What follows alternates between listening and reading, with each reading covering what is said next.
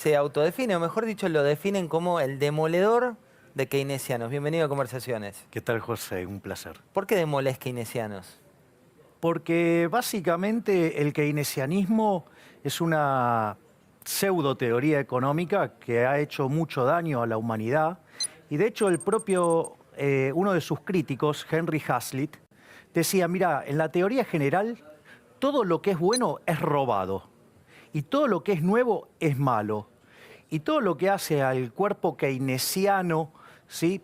Básicamente que después se instaura en el diseño de políticas económicas y todo, tiene que ver con la parte mala de lo que yo también llamo la basura general, ¿no? Un libro pésimo. O sea, para entenderlo un poco también, para el que no viene del palo económico, cuando hablamos de Keynes, hablas de una intervención del Estado, hablas de un rol de mayor intervencionismo. Exactamente. Keynes básicamente, o sea, escribe ese libro como una suerte de panfleto dedicado a la corporación política de la cual era parte. Y de hecho, el propio Keynes, en su, si vos querés, idea, era instaurar el comunismo por mano suave. Esto es como cuando vos querés cocinar un sapo. Sí. O sea, vos no lo tirás al agua caliente porque el sapo salta. Entonces, ¿qué haces? Lo pones en agua fría y los vas calentando. Cuando se quiere acordar, el sapo es boleta. ¿Y Bueno, quién este es es el igual. sapo?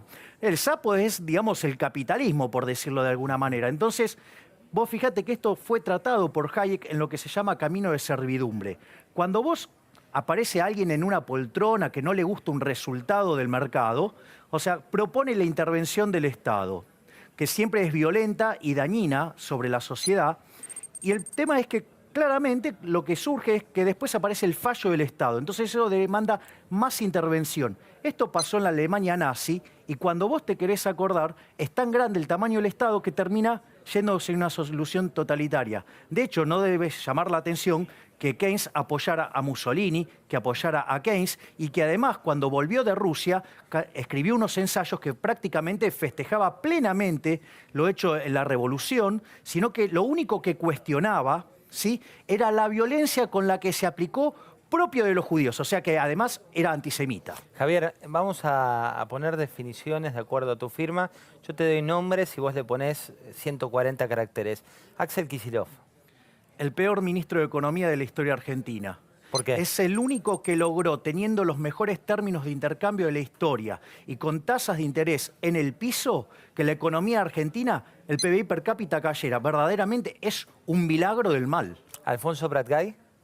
Un keynesiano tradicional que básicamente su irresponsabilidad dejó un nivel de desequilibrio fiscal que vamos camino a 12 puntos de déficit fiscal en términos del PBI, uno de los más grandes de la historia, en un contexto donde las tasas de interés internacional, en especial en Estados Unidos, van a empezar a subir, con lo cual dejó a la economía en una situación muy complicada. ¿Quién fue el mejor ministro de Economía argentino? Me parece que quien más ha hecho en el caso argentino fue Domingo Cavallo durante el primer gobierno de Menem, que logró domar una hiperinflación, ¿no? O sea, y emprendió un conjunto de reformas estructurales que verdaderamente fueron fabulosas y que sentaron las bases de un crecimiento genuino de un país que venía en franca decadencia. Ahora, bueno, ¿Pero después... por qué terminó como terminó? Digo, hoy cuando uno pregunta por Cavallo, 8 de cada 10 argentinos tienen un rechazo absoluto.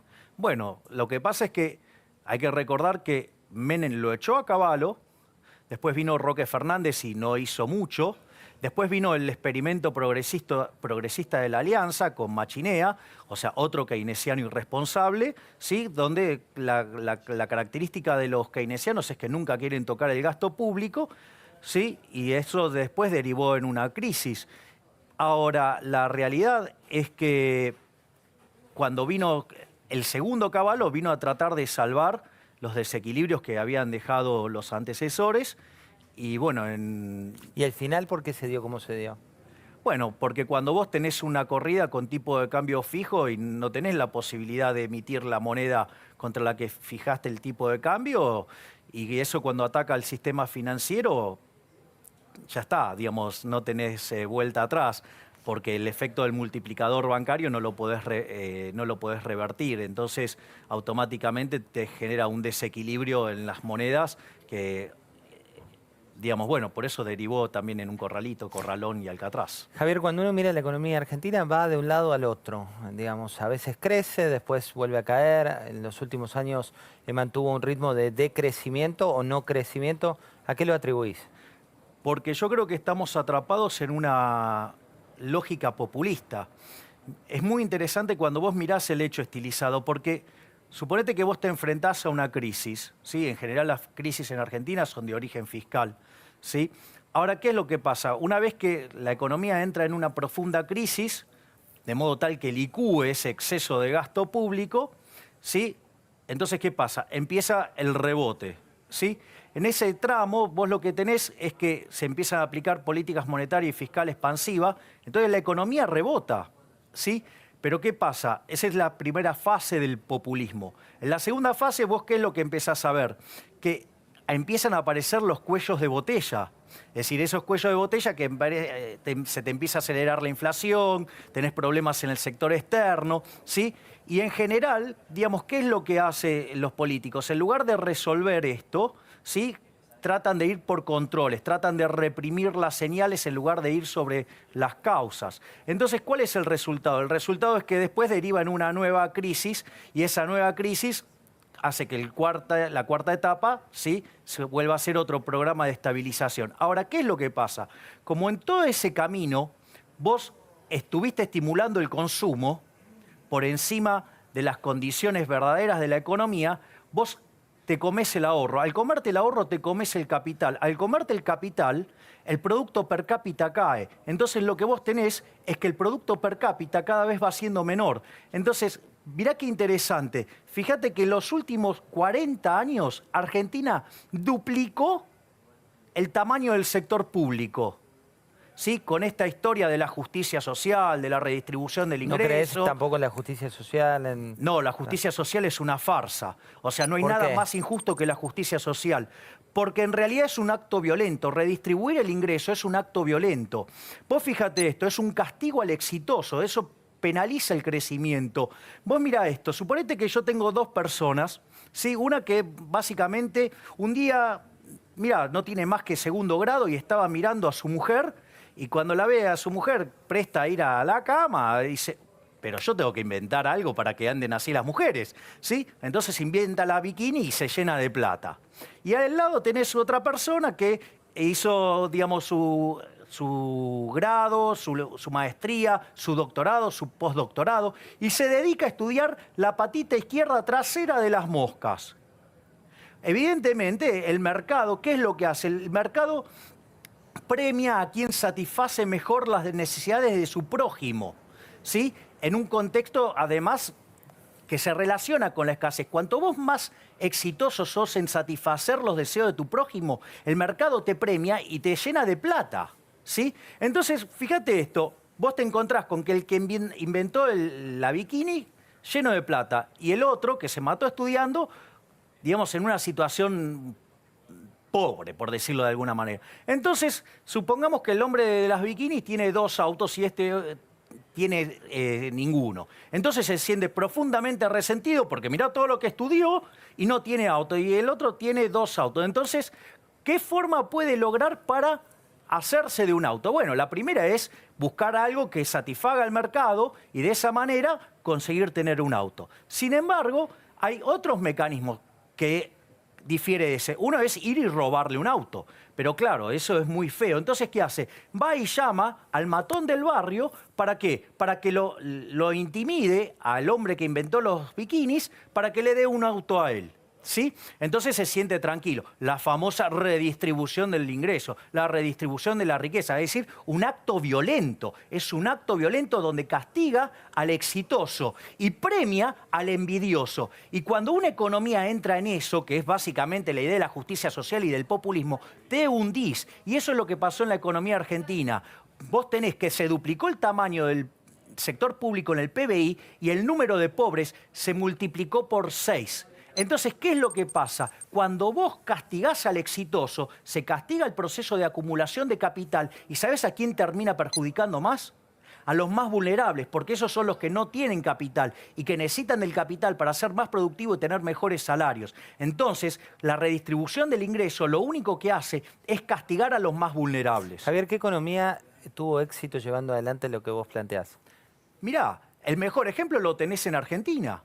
Argentina, en la década del 80, en el siglo XIX, implementó las ideas de Alberdi y las puso a cabo. Y después de 32 años, en 1912, Argentina era el país con el quinto PBI per cápita más alto del mundo. Entonces, digo, no es que no funcionó, ni siquiera necesito ir a buscarte un país en otro lado. O sea, ¿por qué? Porque funcionó en Argentina. Eso nos hizo un país rico. Y sin embargo, o sea, vivimos de espaldas a ese modelo de país que está plasmado en la Constitución de 1853 en las ideas de Alberdi. ¿Qué opinas de Donald Trump?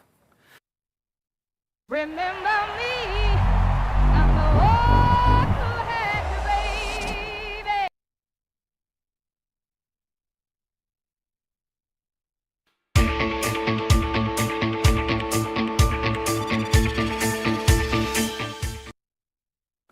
Mira, yo me parece que la cuestión de Donald Trump tenés que mirarlo desde...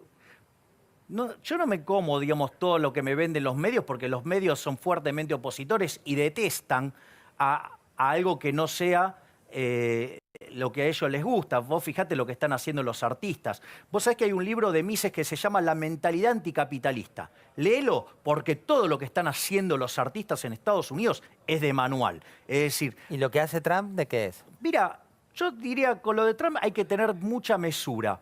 Primero, vos sabés que cuando fue Reagan presidente, su jefe de asesores fue Milton Friedman. Milton Friedman, junto a su mujer, Rose Director, o también conocida como Rose Friedman, escribieron un libro que se llama La tiranía del status quo. Y en el último capítulo dice, mira, está el triángulo de hierro, tenía la intención de llevarlas a cabo y las puso en marcha. Y a los 180 días, el triángulo del status quo lo devoró todo. En el caso, digamos, de Trump, hay algunas complicaciones adicionales, porque si bien es cierto que las dos cámaras son son mayoría republicana, también es cierto que los republicanos estuvieron en contra de Trump. Entonces, yo digo, el poder de acción que va a tener Trump es muy limitado, y ¿sabes lo que va a quedar? Que fue lo mismo que quedó con Reagan, la baja de impuestos, que igual sigue siendo una excelente noticia. ¿Y el cerrar la economía, plantar un muro con México? A ver, el muro lo arrancaron a hacerlo en el año 2006. No es que es una idea de ahora de Trump. No, o sea, no es que a Trump se le ocurrió hacer ahora. O sea, el muro se estaba haciendo. Durante la gestión de Obama también se estaba haciendo el muro. O sea, no es que no se hizo. Así que digamos, eso habría que ponerlo muy en relativo. Y después te quedan las cuestiones de índole comercial y las cuestiones de índole monetaria. El tema con China, sí, el tema con China es una cuestión de índole monetaria. Cuando vos tenés un tipo de cambio flexible, tu política fiscal no es efectiva y tu política monetaria lo es, ¿sí? Entonces vos manejás la política monetaria. Ahora, ¿qué es lo que pasa? Cuando China empieza a tener tipo de cambio fijo y empieza a crecer y tomar un rol muy importante en la economía, que tenga tipo de cambio fijo hace que vos dejes sin política económica al país más importante del planeta.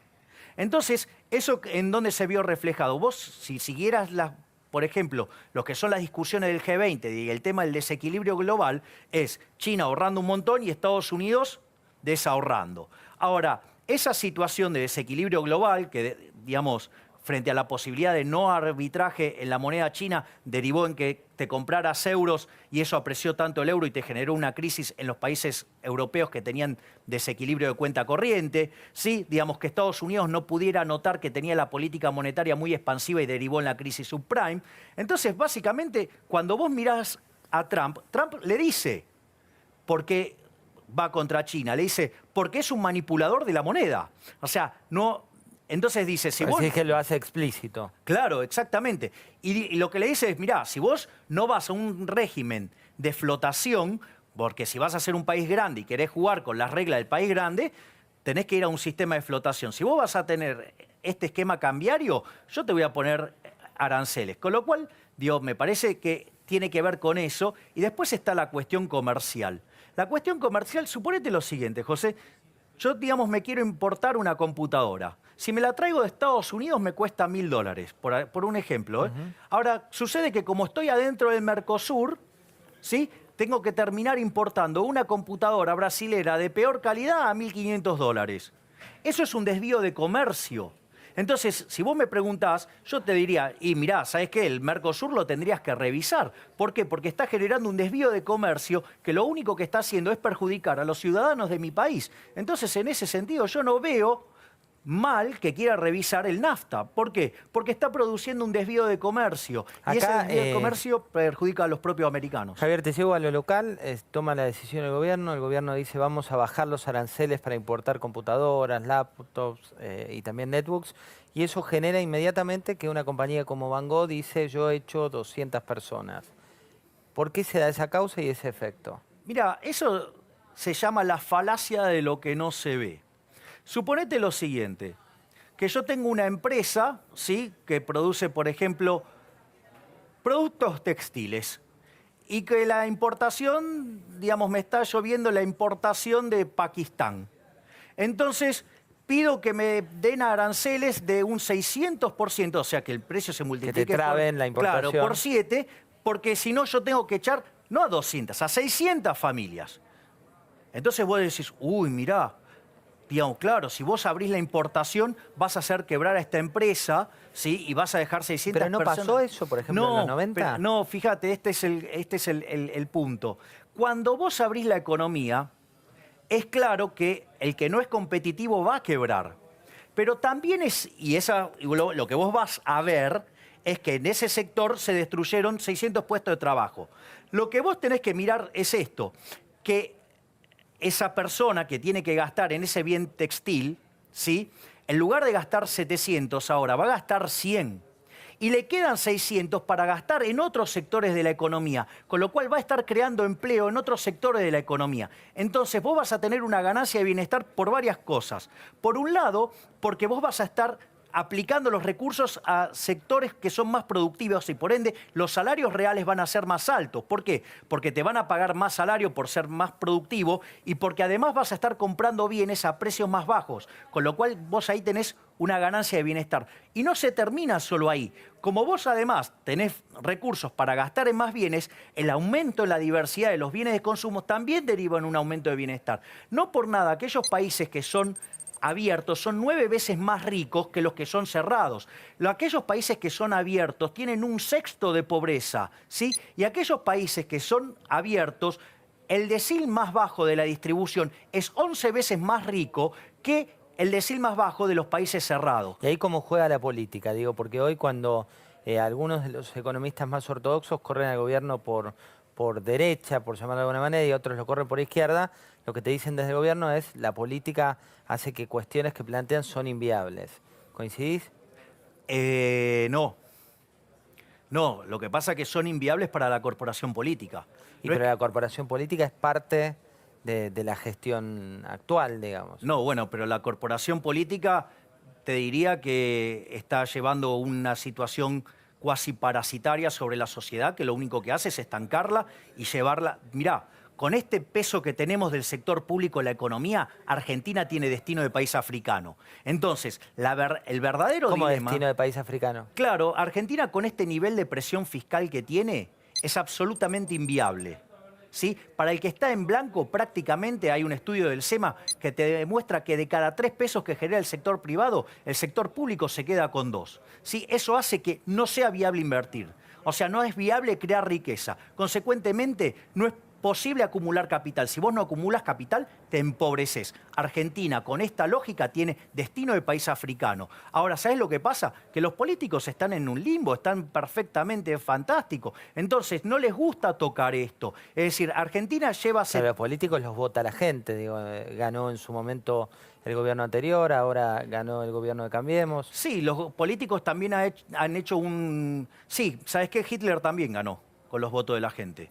Y era altamente popular. ¿Pero vos estás comparando el gobierno local con Hitler? Mira, no necesariamente a este, sino, digamos, los últimos 70, 80 años de historia argentina. ¿Te parece comparable eso? Sí, claro, porque en Argentina se instauró un régimen fascista.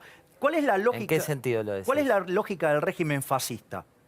Digo, porque también hay que entender que Perón no nació de un repollo. O sea, el problema arranca en la década del 30 con el golpe del 30, del cual Perón también fue parte, y que admiraban a Mussolini, igual que Hitler. Entonces, mirá... Fuerte eso, ¿eh? No, bueno, pero mirá cuál es el punto. Bueno, digo, es la realidad. O sea, salvo que quieran volver a reescribir la historia. Entonces, a ver, el punto es el siguiente.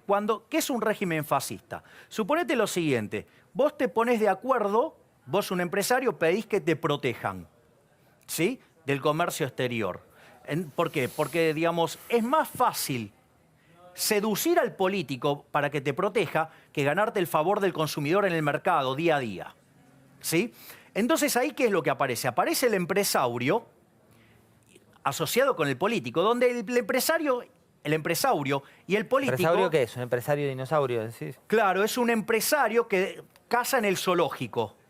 Es decir, vos le cerrás la economía, no compite, entonces ¿quiénes somos los salames que están adentro de la jaulita? Nosotros, que pagamos altos precios por bienes de baja calidad, ¿sí? Entonces, ¿vos qué te encontrás? Que ahí hay una asociación entre los políticos y los empresarios que perjudica a la gente.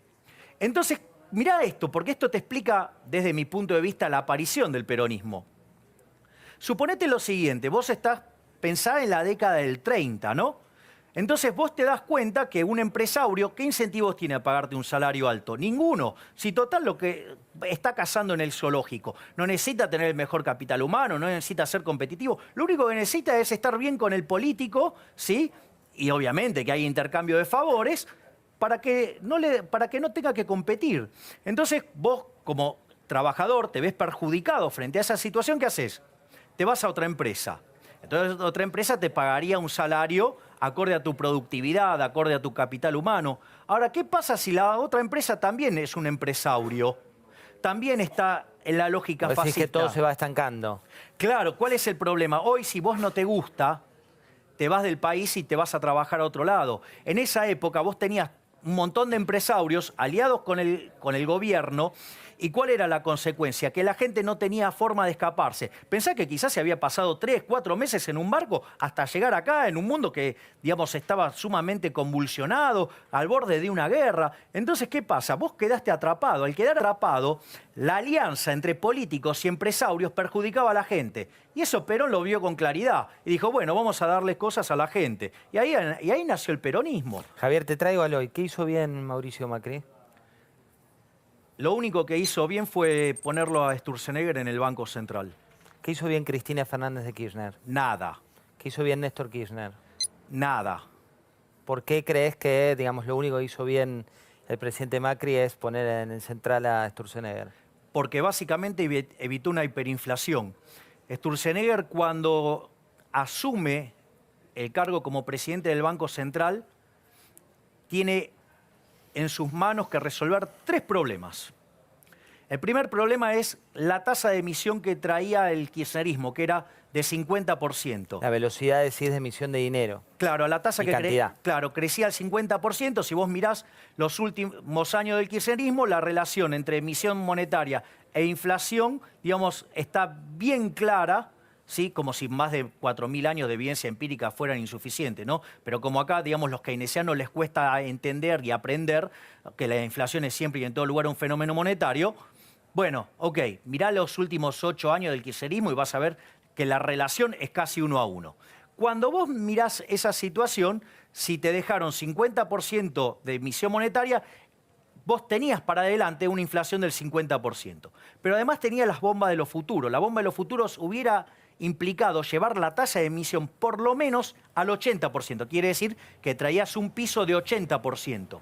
Y mirá qué interesante. Había también un problema que se llama sobrante monetario, que pasó en la Argentina en el año 59 y pasó en el año 75. Que cuando vos te quedaste sin reservas y tuviste que abrir el mercado cambiario, en ambos casos la tasa de inflación se sextuplicó. En el primer caso pasó de 20 a 120, en el segundo pasó de 30 a 180. Si nosotros traíamos 80% de inflación inercial, multiplicado por 6 te da 480. Es decir, hubiéramos tenido una inflación del orden del 500%. Y eso fue evitado gracias a la labor de Sturzenegger, que más bien asumió, empezó a absorber dinero.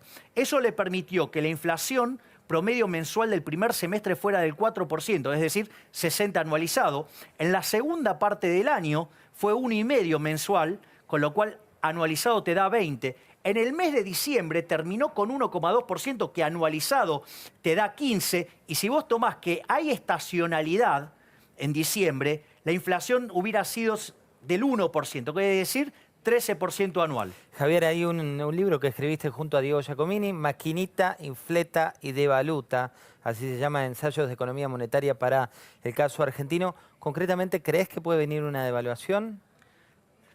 Mira, lo que vos tenés que comprender es que en esta lógica de que la inflación es siempre y en todo lugar un fenómeno monetario, el tipo de cambio es un precio más de la economía. Digo, ¿qué diferencia tiene respecto a la copa que estás usando, a los zapatos que tenemos, o al tomate o a la verdura que se te ocurra mirar? Si vos emitís, lo que va a pasar es que el dinero, ¿sí?, pierde valor, pierde poder adquisitivo, ¿sí? ¿Por qué? Porque cuando vos emitís por encima de la demanda, pierde poder adquisitivo. Es decir, si vos aumentaras la oferta de bananas y nadie quiere comer banana, el precio de la banana, ¿qué va a pasar? Va a caer, o sea, pierde poder adquisitivo. Con el dinero pasa lo mismo. ¿Y esto qué quiere decir? Que todos los bienes, el precio de todos los bienes expresados en dinero suben. Y el tipo de cambio, o sea, el dólar, es un precio más. Entonces, en tanto y en cuanto vos no tengas ordenada la política monetaria, vas a tener presiones sobre el tipo de cambio. En tanto y en cuanto tengas una política monetaria ordenada, el tipo de cambio se ajustará a las condiciones de oferta y demanda acorde a lo que esté pasando en la economía local y lo que esté pasando en el mundo. Gracias, Javier. Gracias a vos. Javier Milei, lo viste, no es tibio en sus definiciones, también lo define como el hombre, el defensor a ultranza de Adam Smith, uno de los protagonistas del liberalismo de la historia global. Gracias, Javier. Gracias, José.